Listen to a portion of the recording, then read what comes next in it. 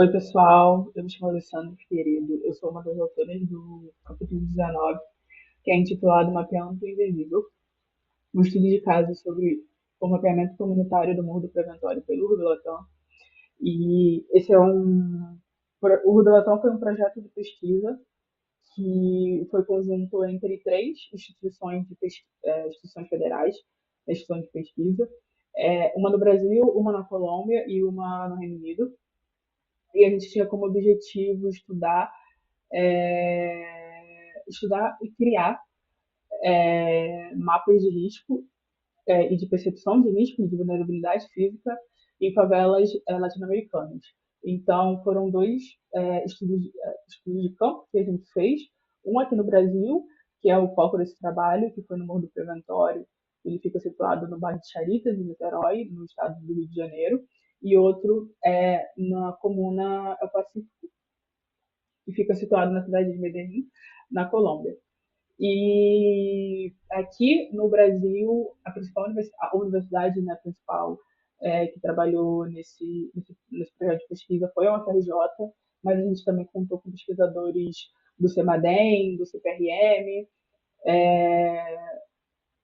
líderes comunitários, organizações sociais e, claro, os moradores do preventório para a gente poder fazer, enfim, construir a nossa pesquisa.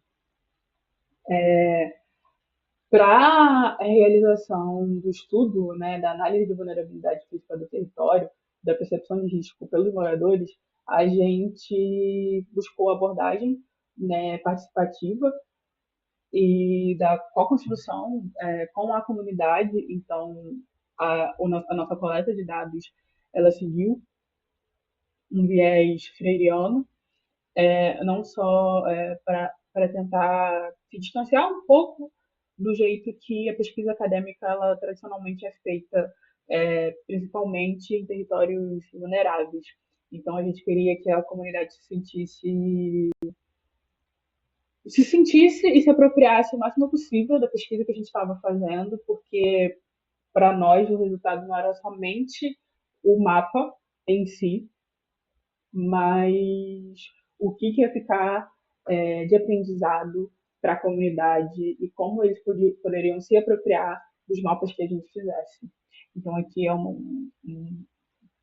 algumas fotos, enfim, do processo que durou de 2020 a 2023 oficialmente, mas a gente ficou trabalhando na comunidade até o final de 2024.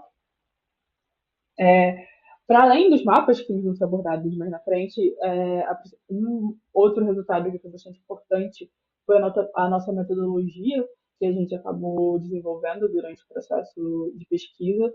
E ela é baseada em quatro dimensões e que é a forma que a gente aborda o mapeamento participativo, né? E a primeira é a legitimidade, que ela é baseada não só na legitimidade do nosso trabalho como pesquisadores e como agentes externos, mas na legitimidade do conhecimento local, do conhecimento que os moradores têm sobre o território e o quanto ele é tão importante quanto o conhecimento técnico, a legitimidade da ação do projeto e das ações que são feitas, e, enfim, a legitimidade do caráter dos líderes comunitários perante os outros moradores. E para a gente, essa dimensão é muito importante porque ela deixa o trabalho horizontal. Então, tudo que é feito, ele é feito, cada pessoa ela está no mesmo patamar por causa dessa dimensão. Então, a gente acredita que isso torna o processo mais comunitário. E aqui, acho que é um resumo, né, do que o nosso processo foi em relação à construção do mapa base que foi hospedado no OpenStreetMap. Aqui vocês podem ver que a gente estava de máscara, né, porque foi na época da pandemia da Covid-19. Então a gente tinha um trabalho de campo que ele foi bastante reduzido, né, por causa das restrições sanitárias, e a gente se reunia com menos frequência do que a gente gostaria para poder colocar as informações no OpenStreetMap. E aí, no final, ao longo de vários meses, esse mapa, que antes era um vazio cinza, ficou. cheio de informações. E ele acabou sendo usado também nessa última imagem mais cinza aqui, com esse contorno vermelho. Ele aparece cheio de informações, ele foi usado numa plataforma do governo federal, e se não fosse pelo trabalho do Delatan, o preventório ia continuar sendo visto como um vazio cinza. Então aqui a gente tem uma comparação, né? Antes do Delatan, quando você abriu o OpenStreetMap, o preventório ele não tinha informação nenhuma sobre o local, mas depois agora do Delatan a gente pode, né, ter mais informações sobre o que é a comunidade de fato. E aí que a gente tem, né, foi o uso feito pelo governo, né, no mapa das periferias. E o tempo de construção do mapa base, né, por baixo, que foi, como eu disse, num contexto atípico, que foi a pandemia de Covid-19. Então, a gente tinha uma equipe que eram 5 pessoas físicas, mas elas variavam até 10 pessoas, e o formato era a inserção de dados no OpenStreetMap, mas a gente fez uma patona, também tinha equipe de campo e também tinha a validação de campo de dados que eram colocados. E aí, nesse mapa base do Morro do Preventório, a gente tem aproximadamente 1.500 quadrados, que são a representação das residências. Mas a gente sabe que na realidade tem muito mais. A segunda dimensão são as tecnologias, né, que é um mapeamento aberto, então a gente usou ferramentas abertas como o OpenStreetMap, o Hot Disk Manage, o QGIS, o Kobo, o Toolbox, e a gente acabou nesse meio tempo também virando colaboradores do Ruby de mapeio aberto da América Latina, né, do Humanitarian OpenStreetMap Team.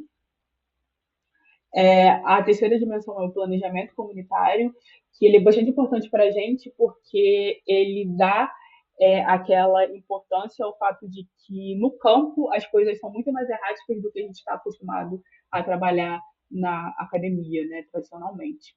A quarta dimensão são os mapas e as ações comunitárias, né? E aqui a gente vai falar mais dos mapas. E aqui é a questão de vulnerabilidade, né? Segundo os moradores, que a gente também deu essa atenção a mais, porque a gente achou que era importante, porque era importante para eles, então passou a ser importante para a gente. De novo, a questão do processo comunitário, né, que a gente fez os mapas, a gente colheu informações com moradores, a gente transformou essa informação num mapa técnico feito com o QGIS e depois trouxe de volta para a comunidade para poder discutir o que eles achavam sobre o mapa que foi feito e sobre essa visualização no papel do que eles já sabiam que era real e do que acontecia na realidade. Então, aqui a gente tem um mapa de percepção de risco pelos moradores, né? Que um é deslizamento de rochas e o outro deslizamento de terra, né? Aqui a gente tem algumas informações que esse mapa de percepção de risco, ele foi feito entre 2 a 3 semanas, né? Durante abril de 2022. Foram 3 pessoas que fizeram ele e o formato dele foi oficina e inserção de dados no QGIS. Pelo tempo curto, a gente teve que fazer ele de forma bem rápida. E mapas e ações comunitárias foram outras ações comunitárias que acabaram surgindo durante o percurso, né? Como a gente trabalhava muito dentro da comunidade, várias coisas acabavam surgindo e a gente acabava se inserindo para poder dar mais legitimidade ao nosso trabalho e entender melhor o território que a gente estava inserido, como boa parte da equipe do Delatan eram pessoas que moravam fora do preventório. Então, essa inserção dentro das ações que ocorriam dentro da comunidade era muito importante para que o nosso trabalho fizesse sentido.